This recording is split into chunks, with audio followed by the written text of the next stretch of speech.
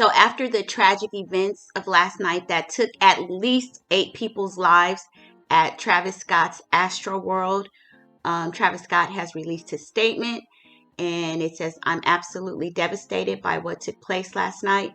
My prayers go out to the families and all those impacted by what happened at AstroWorld Festival. Houston PD has my total support as they continue to look into the tragic loss of life. I am committed to working together with the Houston community to heal and support the families in need. Thank you to Houston PD, Fire Department, and NRG Park for their immediate response and support."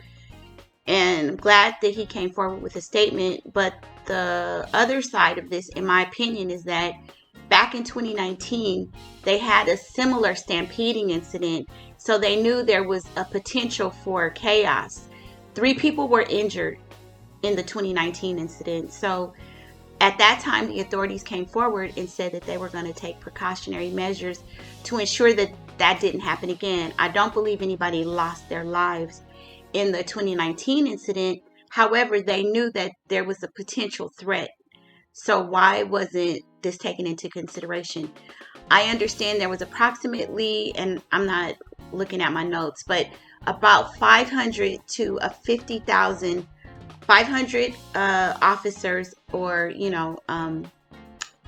500 like officers or security to a crowd of 50,000. That ratio doesn't seem appropriate.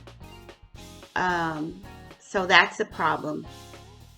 I also want to look at the fact that this whole demonic illuminati factor here, it's just that when you look at Travis Scott and his music, and a lot of these young rappers that are playing around with, mysticism and demonic spirits and all of those things can happen for sure, absolutely. But this to me is a clear indication that these rappers are playing with dark forces, and they're conjuring and summoning evil that they have no clue. They think it's all the music, which is worship. They're playing with these dark forces, and they're answering. It's like with anything, you can manifest things. If you are constantly talking about being on demon time, you're going to get your demon time. It used to be that when these artists or record labels, were, promoting Satanism or demonic things, it was subliminal.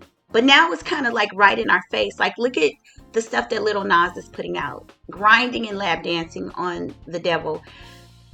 And another interesting thing, it was 1 year ago that King Von died. Just think about all the dark messaging in his music, and Lil Durk and all of them. It's like there's this whole genre of music, rap music, where they're talking about demon time, and demon time is responding with death. It's death music. One of Travis Scott's videos, he has a little scene with Kylie Jenner holding a baby lamb, where it's supposed to be like biblical, that she's like the Mother Mary holding baby Jesus. But again, to me, this is demonic symbolism. It's masked at trying to be biblical and spiritual, but in my opinion, is not. People keep playing around with the imagery, and this even brings me back to the fact that there is supposedly the Kardashian Curse. My God, it's all in our face. I say, I'm not trying to be a conspiracy theorist, but this is some Illuminati BS. Again, sorry to all those that lost their lives in this tragedy, but people, wake up. You got to pay attention to what the kind of music and the things that you're worshiping. Wake up. Jump in the comments and let me know your thoughts. I want other people to weigh in on this, because this to me is just like, oh my God. This is the 1 year anniversary of King Von dying, and just that whole genre of music, and now this 8 people dead. There's some kind of a Illuminati connection to me. I could be crazy, but jump in the comments and tell me I'm crazy. Let me know your thoughts. Bye. And don't forget to like, share, and subscribe. Unless you think I'm crazy.